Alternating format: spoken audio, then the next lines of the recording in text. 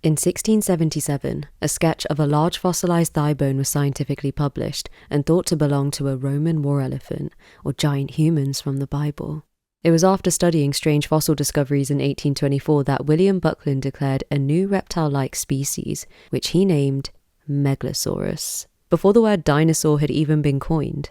Some believe the sketch is a Megalosaurus bone, making it the earliest illustration of a dinosaur fossil ever published. But in previous civilizations where impressive structures were built, unsolvable techniques were used, and thought-provoking art was produced, is it possible that our ancient ancestors made dinosaur discoveries at some point during their periods of activity too?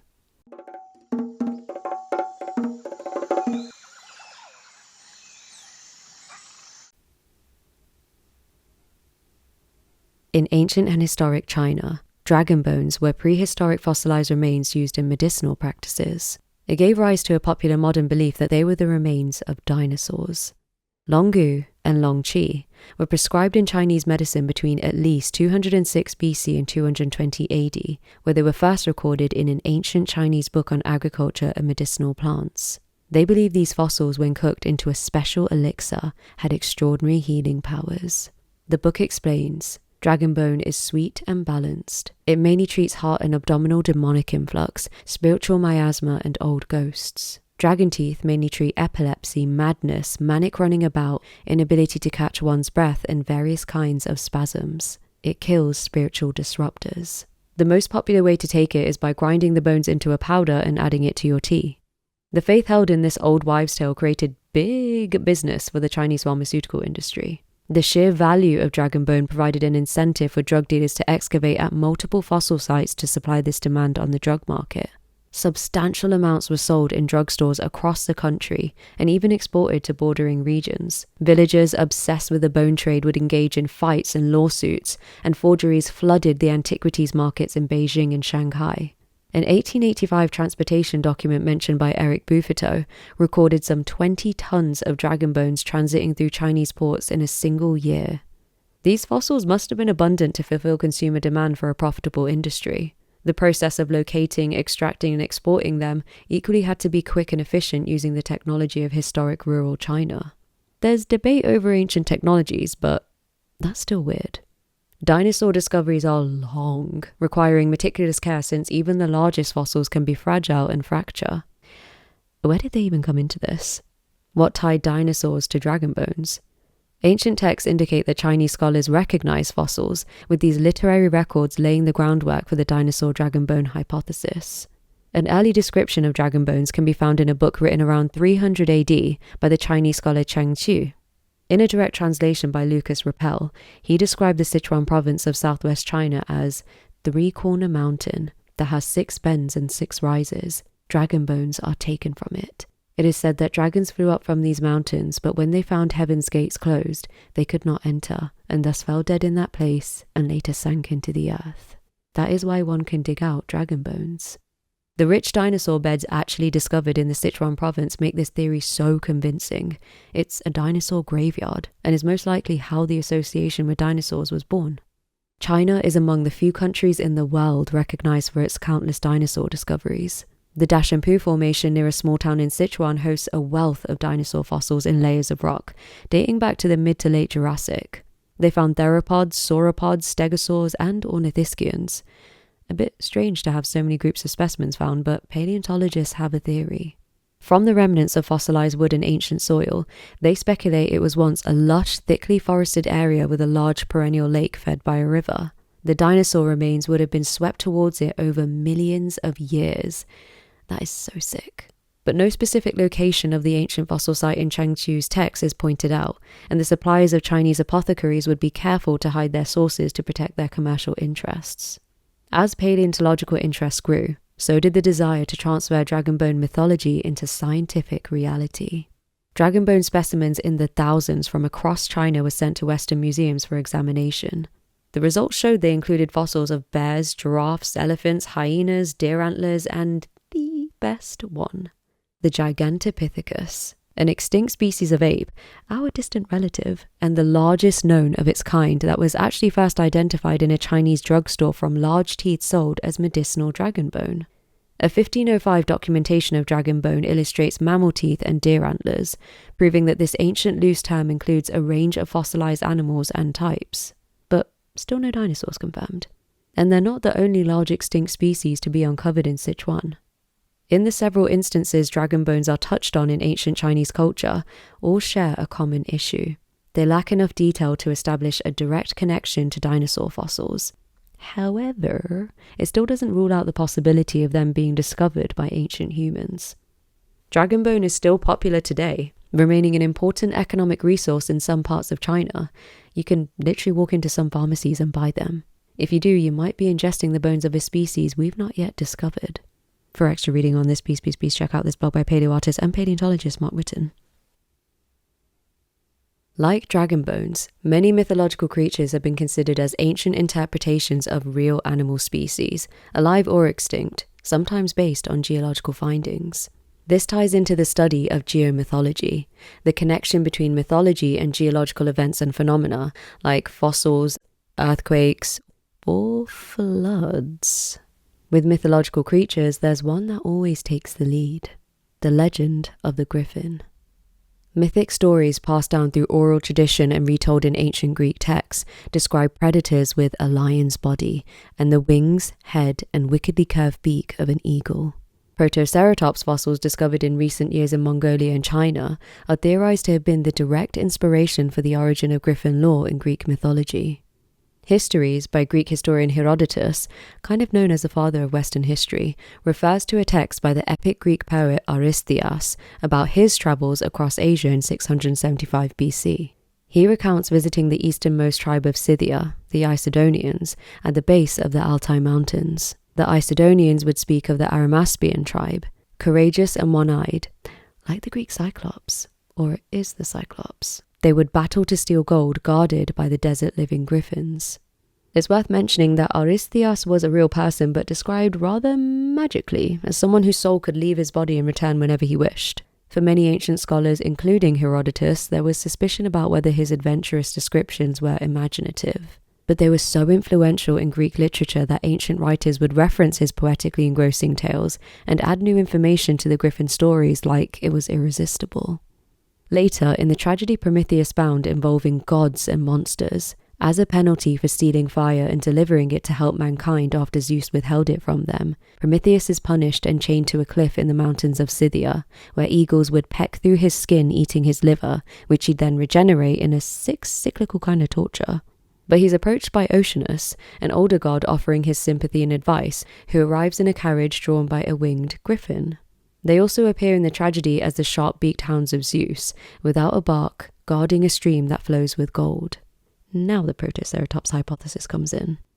In her book The First Fossil Hunters, Adrienne Mayer presents a map of ancient Scythian trading routes with marked locations of dinosaur exposures and gold sites.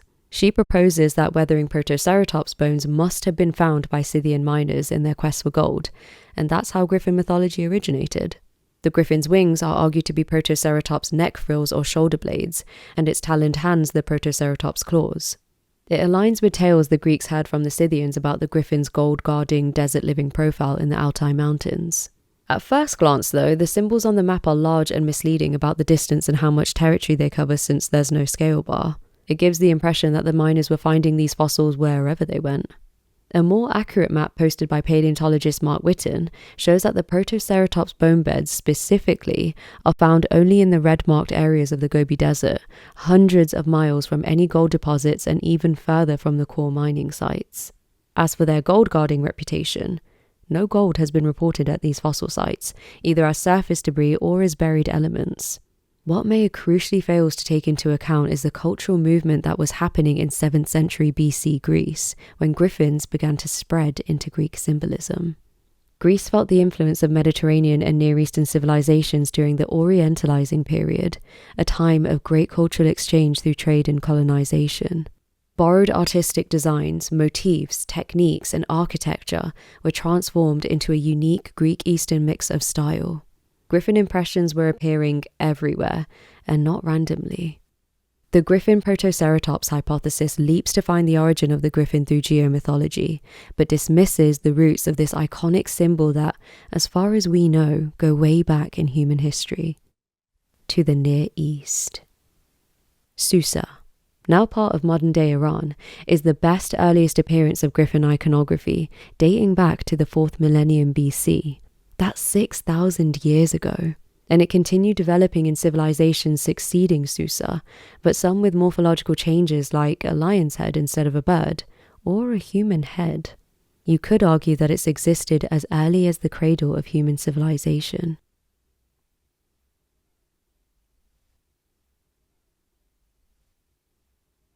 I didn't properly get into dragons, which have been famously linked to the dinosaur group for as far as I can remember. First of all, what constitutes a dragon? The word only entered the English language in the 13th century, which comes from the Latin draconum, I love saying that, which in turn derives from the Greek drakon. Since this modern coinage, any description of a threatening reptilian creature from the ancient past is now deemed as a dragon by looks alone.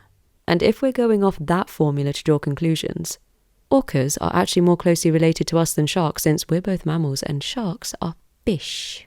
But this imagery's been a staple in cultural symbolism for so long, it's no wonder people think considerably about their existence.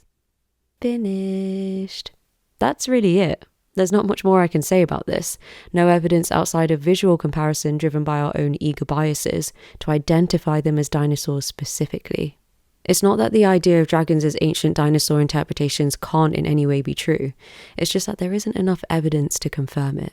To go off ancient impressions alone, we'd have to take their legends somewhat literally, which partly means considering our coexistence with them, which means changing the timeline of when dinosaurs died out. Unless we've lived longer, but I can't be asked. 250 million years ago, the worst extinction event known as the Great Dying killed more than 90% of all life on Earth. Nature began its work to recover the planet, and soon ecosystems with reptile-like creatures, known to us as dinosaurs, inhabited the world, which was once a supercontinent called Pangaea. They continued to evolve for 165 million years and lived through another mass extinction, continents separating, and the climate changing, until 66 million years ago. According to scientists since the 1980s, a merciless asteroid 6 miles wide from outer space hit the Earth's surface, causing instant death for some. For others, a much harsher penalty, embracing forceful earthquakes, enormous tsunamis and blazing firestorms, followed by an unbearable atmosphere plunged with debris and gases blocking out the sun, triggering years of a global winter. Traces of this impact can be found in the abnormal presence of a chemical called iridium, trapped in a thin layer of rock throughout the world known as the KPG boundary. Iridium is one of the rarest elements on Earth, but you know where it's abundant? In asteroids. But surely if an asteroid did crash into Earth, it would have left an obvious trace of where this happened, like a crater, which scientists believe they discovered just a few years later.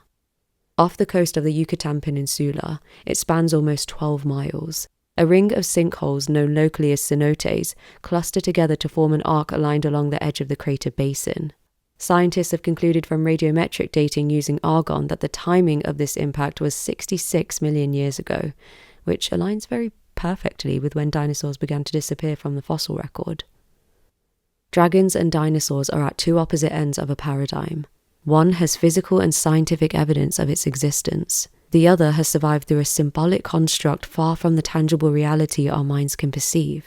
So to merge the two requires shifting perspective on everything we have ever known about our existence, which is fine, but we'd be abandoning trust in the story told by the rocks themselves. Do we take every dragon tale told faithfully? Did Indra, storm god and lord of the winds, battle in the clouds with the dragon Vrudra, possessor of water, to unleash heavy rains needed for crops to grow as told in the Rig Veda? And can the same be said for all other myths? Or are all these stories and figures metaphorical, symbolic expressions for something we're far too removed from to understand? There are some good videos on YouTube delving into the history of dragons that you might be interested in. I enjoyed this one. Into the main entrance of the great ancient city of Babylon in Mesopotamia, there was Ishtar Gate. It was built to honor the Babylonian goddess of love, fertility, sex, and war, Ishtar, by King Nebuchadnezzar II in 575 BC for protection against enemies and intruders. Following the gate was a long, wide avenue called Processional Way that stretched for over half a mile leading into the city. The nearly 50-foot walls lined with glazed bricks were decorated with bas-reliefs honouring the Babylonian deities. The lion is associated with Ishtar, the bull with Adad, the Babylonian weather god, and the serpent Mushusu, the mascot of Marduk, the chief god of Babylon. No relation to Mushu from Milan, that character was created specifically for the film. Mushusu appears out of place next to the other depictions of animals we recognise, but was just as significant to the Babylonians. It's definitely not a griffin. This is more reptilian-like, but like the griffin, if this is the same creature in two separate cultures, its appearance obviously changes from legend to legend. Dinosaurs. My badness. The excavator of the Ishtar Gate, in what's now central Iraq, made a bold claim comparing it to a modern dinosaur. Robert Coldaway suggested it might derive from a Babylonian memory of an animal that was closely related to dinosaurs. His best guess was the iguanodon, which we think looks like this. And it was sort of left there. He passed away and his idea was almost forgotten, until two cryptozoologists, they're the people who study legendary animals, branched off Coldaway's theory, speculating it to be the Makole Mbembe. It apparently lurks in the Congo Basin and has only ever been seen by local villagers or heard through word of mouth. It's their very own Loch Ness Monster. This grand, almost 20-foot mosaic once covered the floor of a grotto in a large forum in Palestrina, Italy. It's guessed to have been made by craftsmen in 100 BC from the city Alexandria, founded by Greek king Alexander the Great, who wanted to build a large Greek city on Egypt's coast that would bear his name, as part of his campaign to overthrow the Persian Empire and become king of Asia. The mosaic captures a scene of a flood in the River Nile from the lower urban setting, representing Egypt, to the upper exotic territories of Sudan and parts of Ethiopia. Scenes of hunting, religious ceremonies, survival, and getting juiced are encapsulated in this massive floor display, with over 30 detailed animals, most of which are real. This reptilian thing was ammunition to fuel the belief that dinosaurs coexisted with humans in the not-so-distant past. This is young Earth creationism, the belief that, as interpreted in the Book of Genesis, the universe, Earth, and all life originated no more than 10,000 years ago, in the 6 days of creation. God chilled on the 7th. This is a heavy theory to wrap your head around, and it throws out all the physical evidence ever discovered, like stone tools, ancient archaeological sites, fossils of archaic humans and extinct animals, including dinosaurs, most of which date back way before then.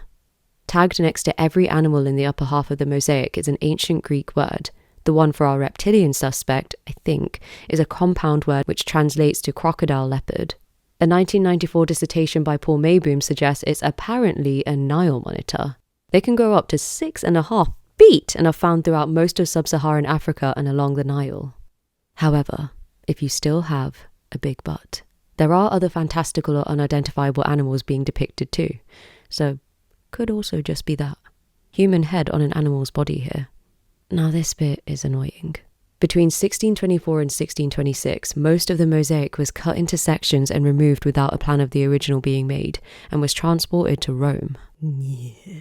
Then in 1630, watercolour copies were made of the various pieces and later repaired and returned to Palestrina. When they arrived, the packing boxes were crushed and the pieces were badly damaged. Yeah. Using the watercolour copies, they were restored, possibly with the inclusion of fragments which had remained on the site, but their history means there's uncertainty in the validity of the reconstruction. Some parts have disappeared and other parts differ from their appearance in the copies. Just FYI. Bonampak is a Mayan archaeological site in Mexico. Surrounded by scattered upright slabs is a large terrace acropolis that sits atop a natural hill.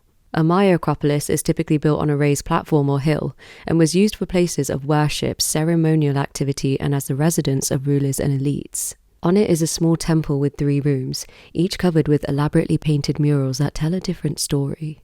Hieroglyphic text embedded in the paintings tells us that they were created between 790 and 792 AD. The theme of Room 2 is war. On the north wall is the aftermath of battle, the torture and sacrifice of the captives performed for all to see. The bottom shows a series of standing warriors in ceremonial attire. One of them is wearing a reptilian creature as a headdress. It's thought that they would wear animals this way to evoke their spirit, but before analysing whether it's a dinosaur, let's review the other headdresses. I don't know. Is that a fish? The murals are a source of evidence about ancient Maya life. Whether they were created as literal representations or to infuse symbolic elements drawn from Mayan cultural beliefs is unclear. Subjectively, this could be many things. Since deterioration is inevitable, the images we saw earlier are reconstructions made by professional artists. I can't go there myself, and no Migos in Mexico, so I'm relying on photos from the internet, and I haven't been able to find a clear one of the original reptile. Reclaimed by the jungles of Cambodia is Ta Prohm Temple. Roots of overgrown trees devour this once Buddhist monastery and university, built in 1186 AD during the Khmer Empire, which ruled much of what is now Cambodia, Laos, Thailand, and southern Vietnam. The influence of Hinduism and Buddhism is etched into the walls of the inner structures of the temple, depicting gods, humans, geometric figures, and animals. You might recognize this location from Tomb Raider, or by the heaps of attention from one engraving with a superficial resemblance to a stegosaur. The spinal plates are the only clear similarity. Remove them and it's been identified as a rhinoceros, which appears in the neighbouring temple Angkor Wat just a few miles away. Agni, the Hindu god of fire and directional guardian of the southeast, rides a chariot pulled by his rhinoceros. So what about the other iconic features of a stegosaur, like the spiky tail? Or what look like horns that have never actually been considered for a stegosaurus, even in early paleo art. Disbelievers argue that the plates are the same design surrounding the engraving and the rest of the pillar. Others say they might be decorative leaves like those of a lotus flower, also displayed throughout Angkor Wat, seen in the inspired lotus bud-shaped towers. Lotus leaves are hydrophobic, so mud and water can't stick to them. In Hinduism, this was a sign of purity. In Buddhism, it symbolizes the fight and effort to rise above filth, temptation, and all evil to attain nirvana. Close to the border of Scotland, the Carlisle Cathedral houses the tomb of Richard Bell, the former Bishop of Carlisle. In keeping with the British custom, he was buried beneath the floor in the cathedral's choir when he died in 1496. The tomb is covered with a large slab inlaid with brass with an impression of the bishop himself. The strips of brass running along the border are covered with real animal depictions, like this pig, fish, bat, bird, and these thingies, which arguably do look a lot like sauropods. Interesting. Even more interesting is that long-necked creatures like this are featured in quite a few ancient Egyptian and Mesopotamian artifacts. The modern word coined to describe them is serpopod, which is literally a mashup of serpent and leopard, since there are no written texts with a name matching its description, I think. I couldn't find anything that proved these creatures were based on real impressions of animals, let alone dinosaurs discovered by the people of that time. So I think that's it for this one. The circle shown with many of the serpopod artifacts was stressfully satisfying to try to decipher, but it didn't end up relating to this dinosaur conversation. I talk about it more thoroughly on my Patreon, which is not a sly persuasive technique for you to head there. I just don't want to deviate from the dinosaur topic, so you can check that if you're actually interested. But if I were to try and persuade you, Scary Shinigami Boy gets a moment.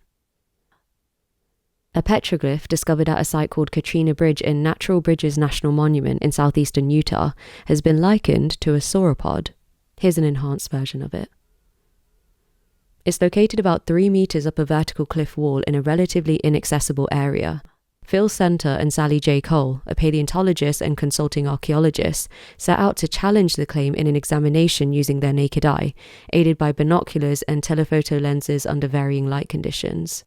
In their evaluation, they explained there are 2 different depictions made by pecking. This is when an instrument like a stone tool is used to hit a rock surface to shape a carving. The head, neck, and torso are one item, and then there's a gap between this and the second item, which is the tail. They say the legs are not pecked at all or human-made, but instead are stains of mud or some light-coloured mineral on the irregular surface. They put the dinosaur allegation down to pareidolia, the phenomenon of perceiving illusions in random stimuli like seeing animals in the clouds or seeing the figure of a face on the steamed glass panel in the middle of your one-night-only shower concert. Coincidentally though, sauropods are famously abundant in southeastern Utah, with discoveries of Apatosaurus, Barosaurus, Camarasaurus, and Diplodocus. Here's another one in the Havasupai Canyon. It was first discovered in the late 1800s by Samuel Hubbard, who led a small expedition there.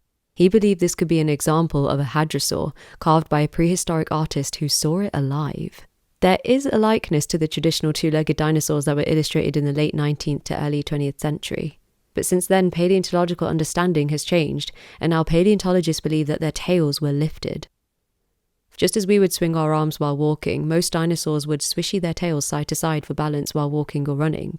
The velociraptor especially could steer its direction, making sharp turns as it ran from danger or sprinted for prey, and Mrs. Kirby. Paul Taylor, a Bible and science writer, published a book in 1989 aimed at young readers to introduce important biblical concepts concerning creation. In it, he shows the rock art beside an illustration of an Edmontosaurus, a type of two-legged hadrosaur. But, big but, the reconstructed illustration was created by Taylor himself, misleadingly tailoring it to support his argument for creationism. This is what science thinks Edmontosaurus looks like now, by the way. There have been other interpretations of the petroglyph. If you rotate the image 90 degrees, the hadrosaur becomes the common Havasu scorpion. Okay, this one might finally support the argument for ancient humans' awareness of dinosaurs. In the Brazilian state of Paraíba, petroglyphs by prehistoric humans were selectively carved adjacent to dinosaur footprints.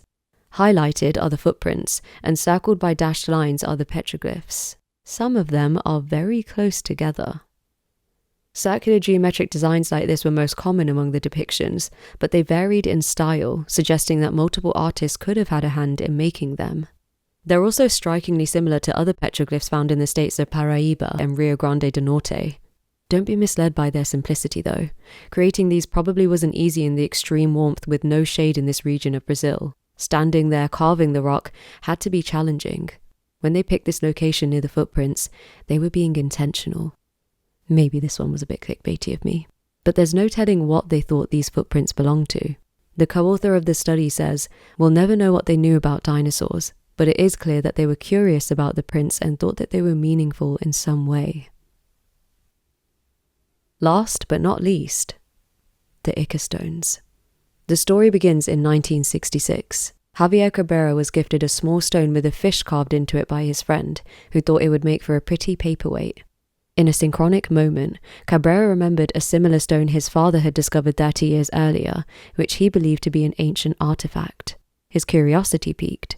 He found out from his friend that the vaqueros, Peru's illegal tomb raiders, had been discovering these stones for years, trying to sell them as authentic ancient artifacts to tourists visiting the Ica region. Unable to resist the endless possibilities it could bring, Cabrera started his own collection and eventually accumulated at least 10,000 stones. And the themes aren't what you'd expect. This might be brain surgery. But we're paying attention to the dinosaurs. There are examples of triceratops, sauropods, and maybe a T-Rex. The story gets blurry from here, which doesn't really help its authenticity. It's not clear who was supplying the stones, though this might have been intentional to avoid raids. It's speculated that brothers Carlos and Pablo Soldi were Cabrera's source, who put together the first collection of stones bought from the vaqueros. Both brothers and Cabrera tried to gain the interest of archaeologists to examine the stones and insisted on taking them to the site, but they were persistently dismissed. And at some point, this guy, Basilio Uchuya, a vaquero, enters the picture as another supplier of the stones.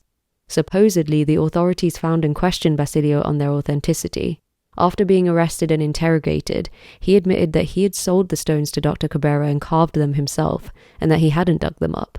He even went as far as to show the inspiration for the carvings from comics, magazines, and textbooks. He added that to fake the stones, he used a dentist drill to carve the depictions and age them by baking them in cow crap. To make things even more confusing, he later withdrew his claims about forging the stones, fearing he'd be arrested at the time for illegal archaeological activity, which is severely punishable by law. Basilio, las piedras que tiene el doctor Cabrera en su museo, ¿las hace usted? No.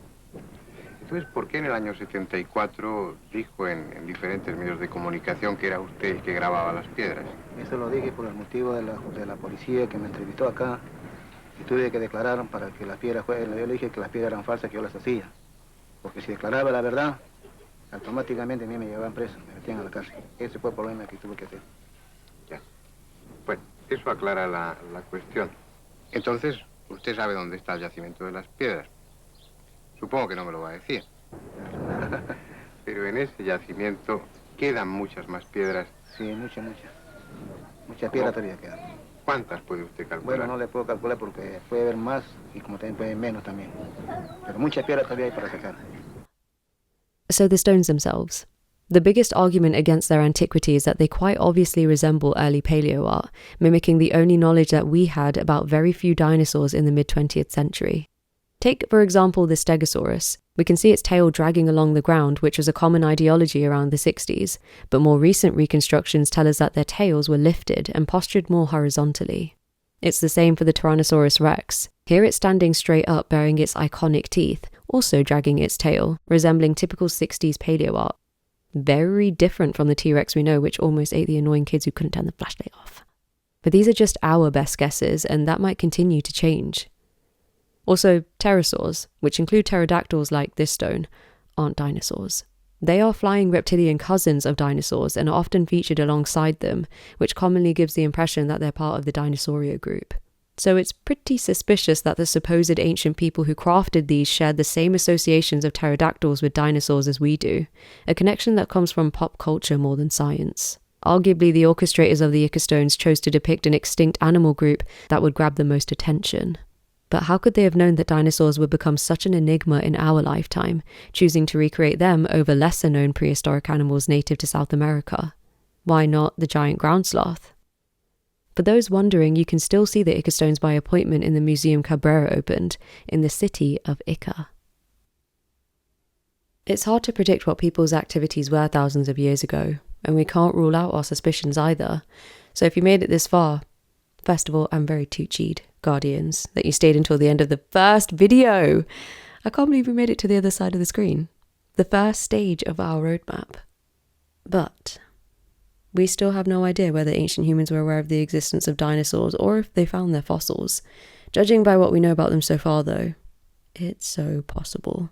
However, it looks like we're in the dark until newer discoveries are made that can shed light on whether there was ever a connection between ancient humans and the world's greatest animal group.